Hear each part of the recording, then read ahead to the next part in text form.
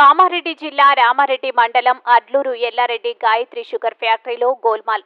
రైతులకు తెలియకుండా 2500 మంది రైతుల పేరు మీద పంట రుణాలను తీసుకున్న గాయత్రి యాజమాన్యం.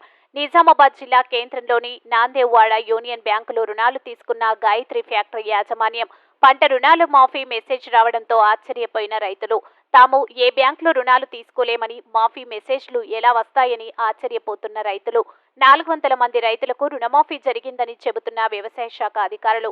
ఇంకా 2100 మంది రైతులకు రుణమాఫీ జరిగే అవకాశం ఉందని అంటున్న అగ్రికల్చర్ అధికారులు. గాయత్రి ఫ్యాక్టరీ యాజమాన్యం, వ్యవసాయ శాఖ అధికారులు, బ్యాంక్ అధికారులు కుమ్మక్కై రైతుల పేరిట కోట్ల రూపాయలు రుణాలు ఫ్యాక్టరీ తీసుకున్న యాజమాన్యం ఫ్యాక్టరీ యాజమాన్యాన్ని నిలదీయడంతో తిరిగి చెక్కుల రూపంలో డబ్బులు చెల్లిస్తామంటున్న ఫ్యాక్టరీ యాజమాన్యం. విషయం బయటకు పొక్కకుండా జాగ్రత్త పడుతున్న గాయత్రి షుగర్ యాజమాన్యం. ఆందోళన చెందుతున్న రైతులు. తమకు తెలియకుండా బ్యాంక్ అధికారులు ఎలా రుణాలను ఫ్యాక్టరీకి ఇస్తారంటున్న రైతులు.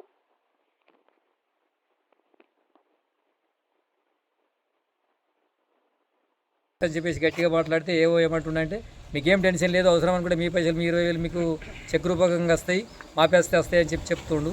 మరి ఇట్లా ఇంకెంతమంది జరుగుతుందో ఏం కథనో రైతులు కూడా మేల్కోవాలని చెప్పేసి మేము తెలియజేస్తున్నాము. మరి 2005 నుంచి నడుస్తుందంటే ఇది ఎంత స్కాము, ఏంది ఏం కథ అనేది ఏ రైతు కూడా తెలియదు. మరి అందరు రైతులు కూడా తెలుసుకోవాల్సిందిగా కోరుతున్నాం. తాడవి అశోక్ కుమార్ నా పేరు. తాడవి అశోక్ కుమార్ నా పేరు. పోసన్పేట గ్రామం మాది. నాకు మొన్న రుణమాఫీ కింద 63,835 రూపాయల మాఫీ వచ్చింది. మాఫీ వచ్చిందని మళ్ళీ సంతోషపడ్డాం. మళ్ళీ ఇంకొక మెసేజ్ లైవ్ వచ్చినట్టు 23,686 రూపాయలు మళ్ళీ మాఫీ వచ్చింది. అది నామదేవాడ బ్రాంచ్ నిజామాబాద్ నందని వచ్చింది.